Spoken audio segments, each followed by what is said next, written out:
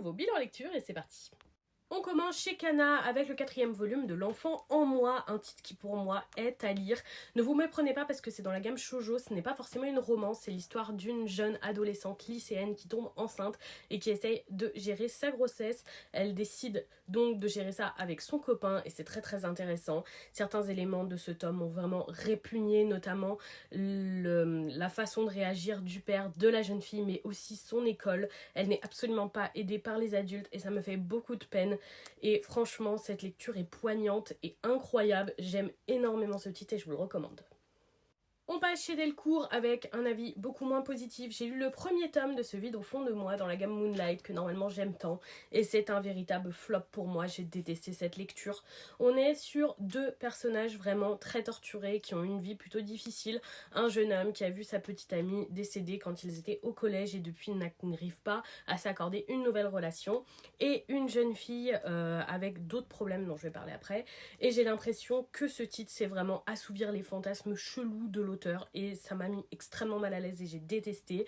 On a donc une jeune fille qui porte le même prénom que l'ancienne copine de ce garçon. Il va en tomber fou amoureux alors qu'ils ont plus de 15 ans d'écart et qu'elle est mineure. Ça c'est pas possible. Et en plus la jeune fille est amoureuse de son papa et vu qu'elle ne peut pas avoir de relation charnelle avec lui, elle en a avec tous les hommes qui passent bien évidemment. Vous l'aurez compris, pour moi c'est un petit peu un dégénéré qui a écrit ça et je ne peux pas du tout valider ce titre et je ne le continuerai pas. On passe chez Kiyun avec le premier avant-dernier volume de Netting Life. J'avais beaucoup d'attentes pour ce titre, je pensais que ça allait être vraiment une critique de la société japonaise durant le Covid et finalement pas tant que ça, c'est ce que le synopsis m'inspirait, mais finalement c'est très slice of life. On suit la vie de cet homme qui a décidé de se mettre au chômage et de vivre chez lui tranquillement en ayant un minimum de contact avec l'extérieur possible. Il aura quelques échanges avec sa voisine, mais franchement la lecture est super plate, il ne se passe pas grand chose et j'attendais beaucoup plus de profondeur de ce récit. J'ai été assez déçue. On passe chez Omake avec le second volume de Tokyo Survivors, un titre terminé en 5 tomes que je ne vais malheureusement pas continuer. Le premier tome était assez introductif et je me suis dit qu'un second me permettrait peut-être de mieux forger mon avis.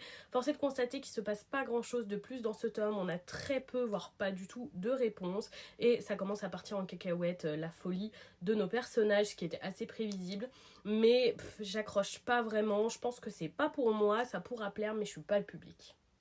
Et on termine avec un dernier titre que j'arrête, c'est vraiment l'hécatombe aujourd'hui. Il s'agit du second volume de Jimbocho Sisters, édité chez Mangetsu. Et pareil, c'est très lent, il ne se passe pas grand chose, les romances mises en place n'avancent pas, le récit stagne beaucoup et c'est dommage, mais ça ne m'emballe plus. Et voilà pour ce bilan, dites-moi si vous avez lu ces titres.